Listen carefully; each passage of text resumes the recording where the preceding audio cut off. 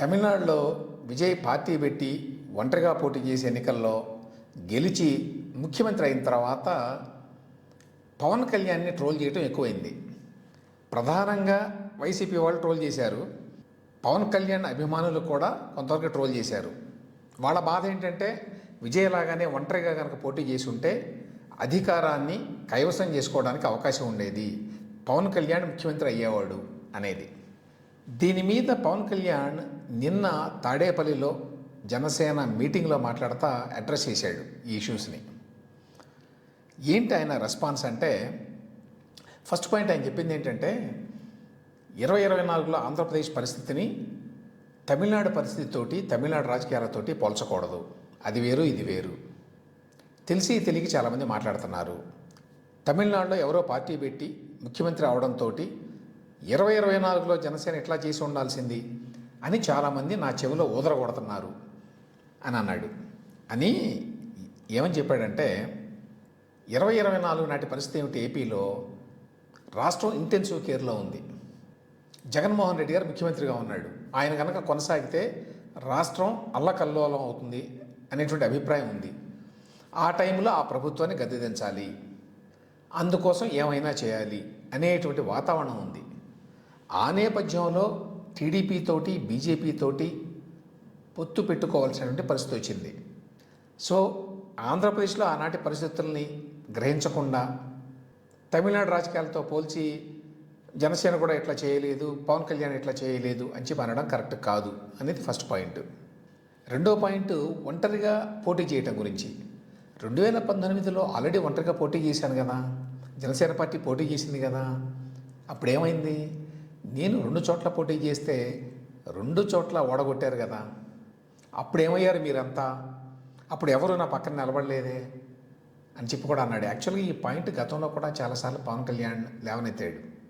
అంటే 2024 ఎన్నికలకు ముందు, ఈ పొత్తుల వ్యవహారాలకు ముందు ఇట్లా పొత్తు పెట్టుకుంటారు అనేటువంటి వార్తలు వచ్చిన నేపథ్యంలో చాలామంది క్రిటిసైజ్ చేశారు, పవన్ కళ్యాణ్ అభిమానులు కూడా. ఏమని, పవన్ కళ్యాణ్ ఒంటరిగా వెళ్ళాలి, ప్రభుత్వాన్ని ఏర్పరచాలి, ముఖ్యమంత్రి కావాలి, ఇట్లా పొత్తులు పెట్టుకుంటే ఎట్లా అని.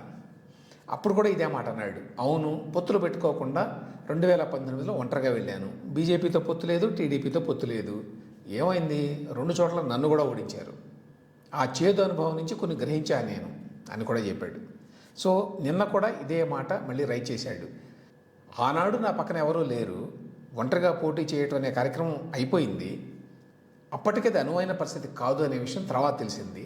ఇప్పుడు బయట నుంచి నాకు సలహాలు ఇచ్చే వాళ్ళ వరకు కూడా ఆనాడు నేను ఎదుర్కొన్నటువంటి పరిస్థితుల గురించి తెలియదు. రాజకీయాల్లో ఎప్పుడేం చేయాలో, ఎప్పుడు పొత్తు పెట్టుకోవాలో, ఎప్పుడు ఒంటరిగా వెళ్ళాలో నాకు తెలుసు అనేటువంటి అర్థం వచ్చేలాగా నిన్న మాట్లాడాడు.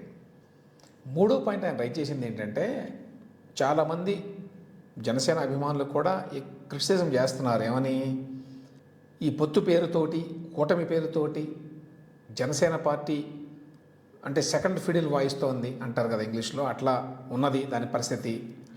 ఆత్మగౌరవాన్ని తాకట్టు పెట్టి ఈ పార్టీ నడుస్తోంది అని. దానికి పవన్ కళ్యాణ్ ఏమన్నాడంటే, ఏదో కూటమిలో ఉన్నాం కాబట్టి జనసేన కానీ, లేకపోతే వ్యక్తిగతంగా నేను కానీ, లేకపోతే నా కార్యకర్తలు కానీ మా ఆత్మని తాకట్టు పెట్టి ఇక్కడ పవర్లో షేర్ తీసుకున్నాము అనేది నిజం కాదు. ఇప్పటికీ చంద్రబాబు నాయుడు గారితో నాకు చాలా విషయాల్లో అభిప్రాయ భేదాలు ఉన్నాయి. అయితే ఎప్పటికప్పుడు వాటి గురించి మేము కలుసుకొని చర్చించి పరిష్కరించుకుంటున్నాము. ఏదో కూటమిలో ఉన్నాం కాబట్టి ఇష్టం ఉన్నా లేకపోయినా అన్నిటికీ ఊకొడుతున్నాము అని దీనికి అర్థం కాదు అనేది పవన్ కళ్యాణ్ ఉద్దేశం అన్నమాట. కొన్ని అభిప్రాయ భేదాలు ఉన్నాయి, దానికి ఒక సమన్వయ కమిటీ ఉంది. ఆ సమన్వయ కమిటీ ద్వారా మేము రిజాల్వ్ చేసుకోవడానికి ప్రయత్నిస్తున్నాము. ఇప్పుడున్న పరిస్థితుల్లో ఇదే ఉత్తమం కాబట్టి ఒంటరిగా పోటీ చేయాలి అని చెప్పి నాకు సలహా చెప్పాల్సిన పని లేదు. తమిళనాడును చూసో విజయ్ చూసో నేను ప్రత్యేకంగా నేర్చుకోవాల్సింది ఏమీ లేదు ఇందులో అనేది పవన్ కళ్యాణ్ చెప్పదలుచుకున్న విషయం. కాబట్టి జనసేన మీద, తన మీద వస్తున్నటువంటి విమర్శలు తనకి తెలుసు అనేది పవన్ కళ్యాణ్ ఈ సమాధానం ద్వారా చెప్పాడు. అంతేకాదు, ప్రాగ్మాటిక్గా, ప్రాక్టికల్గా ఈ 10 సంవత్సరాల్లో చాలా విషయాలు నేర్చుకున్నాను రాజకీయాల్లో. కాబట్టి బయట ఉండి ఎవరో ఏదో అంటే అంత మాత్రం చేత ఒరిగిందేమీ లేదు. నిర్ణయాలు ఎప్పుడు ఎలా తీసుకోవాలో నాకు తెలుసు అనేది పవన్ కళ్యాణ్ మాటల్లో సారాంశం.